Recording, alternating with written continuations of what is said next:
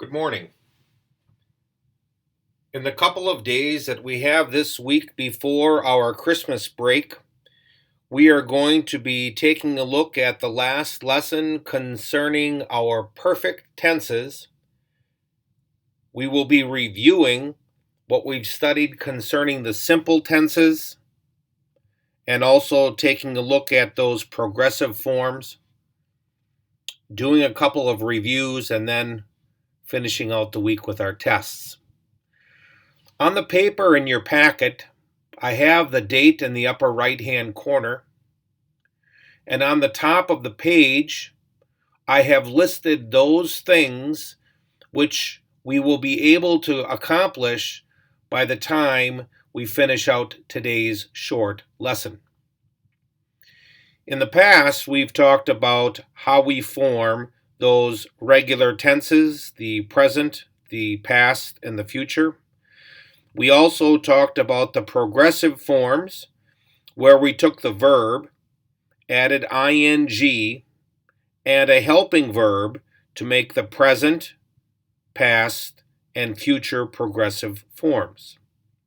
Today, we're going to take the verb, we're going to add the suffix ed, along with a helping verb to make the perfect tenses. Like the progressive forms, all of these perfect tenses will be formed in exactly the same way, the only difference being the helping verb which comes before the verb. In our first examples of the present perfect tense, we notice that we have the verb and we add ed. Because it ends in Y, I change it to I and add ed. So I have studied. The present perfect tense uses have or has. Singular, I have studied. Plural, we have studied. Has or have plus the verb plus ed is called the present perfect tense. The past perfect uses the same verb plus ed, study, studied. And the helping verb is but one, it's had. I had studied, you had studied, we had studied, they had studied. It is formed by taking the verb plus ed and the helping verb had. Much like our other lesson on progressive forms, I have combined the future onto this page. The future perfect tense of a verb refers to an action that will be completed before another future action begins. I take the verb, study, I add ed, and use will or shall have. I will have studied, you will have studied, they will have studied. Again, shall is sometimes used. However, in today's English, shall is kind of being phased out as being old or antique language. So, the first part of my lesson is identifying a perfect tense. On your assignment later this week and on the test, you're going to be asked to look at a verb which already has been identified in the sentence, and then you will label it. Is it present tense, past tense, or perfect or future tense? Is it present, past, or future progressive? Or is it present, past, or future perfect tense? The beauty of it is I have a review sheet that you are going to be able to use. You'll see it in Tuesday's folder. And this review sheet has examples of all of the tenses. So all you do is match them up. I don't think it'll be hard to do. So, as I mentioned just a minute ago, we have 3 sets. We have the present, past, and future verbs. For example, study, studied, will or shall study. We call these the simple tenses, present, past, or future.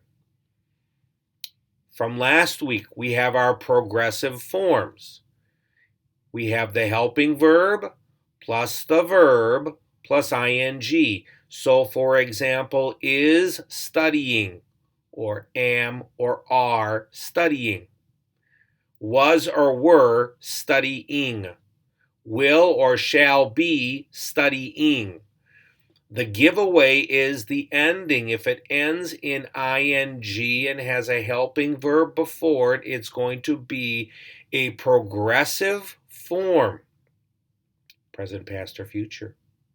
And thirdly, my perfect tenses, have or has, had or will, shall have. Have or has studied, had studied, will or shall have studied. Now, if I take a look at all of these verbs in the sentence, I see that they're all present tense verbs. They either end in an S because it's singular subject, like Kenji refers, or it is plural because, or it ends in an S because it's singular. Dog growls, Kenji refers, they remember. If it would be he remembers. All of these verbs are present tense verbs. Now we could make a chart and we could say, example, remember. And then after remember, I could put remembered. And then after I put remember, I could put will or shall remember. Each one of the verbs that you see in the list down here below can be changed to a form. So I could go and take this verb and I could write has referred. What would that be? That would be present perfect. What if I wrote had referred? That would be past perfect.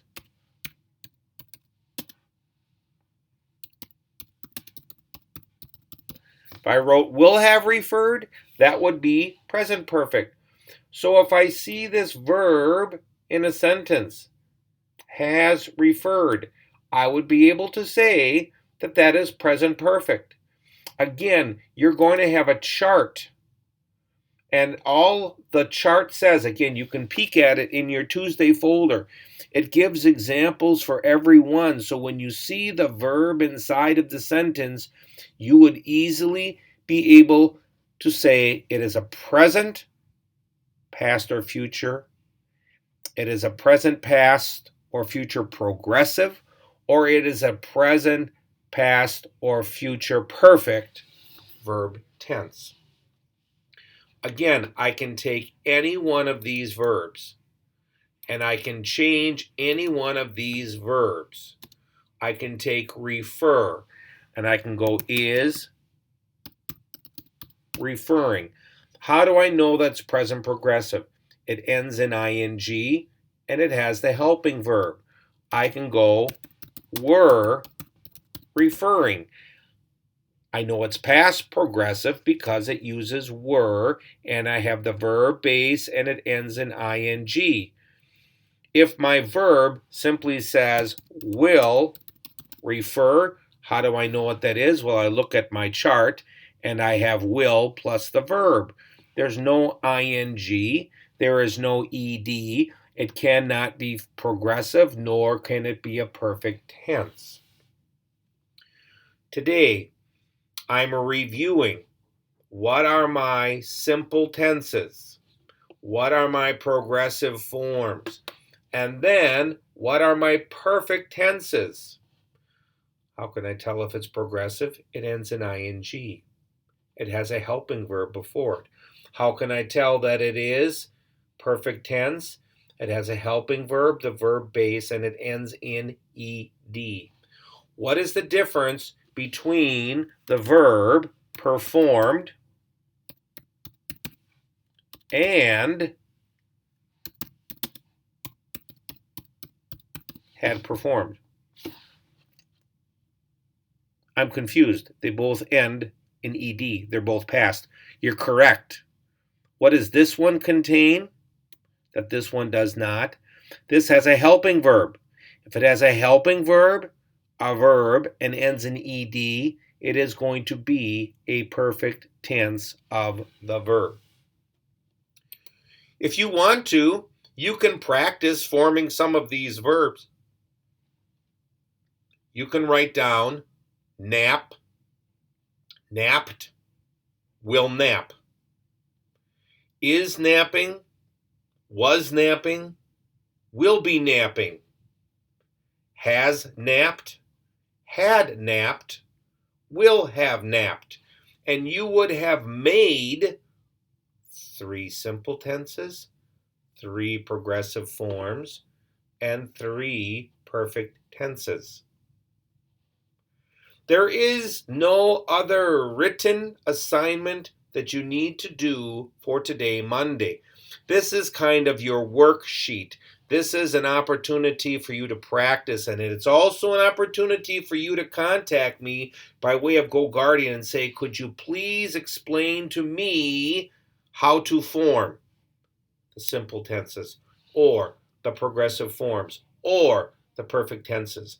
Again, if you peek inside of Tuesday's folder, you'll see a sheet in there, and it has labeled for you each one of these sections, and you're going to be able to use that when you go through Tuesday's review and the tests then we write on Wednesday and Thursday. That will be your help. That will be your guide. You do not need to turn this paper in. This paper you do not need to turn in. This paper and the one that's in Tuesday's folder can be used to do your reviews and your tests. And then when you're finished on Thursday, you can discard them, or if you're a pack rat, you can hang on to them. That's all we have for today. The reviewing of these 3 simple tenses, the progressive forms, and the 3 perfect tenses. Tomorrow, look for a link on Connected where you're going to be going through a review, identifying these different tenses and forms.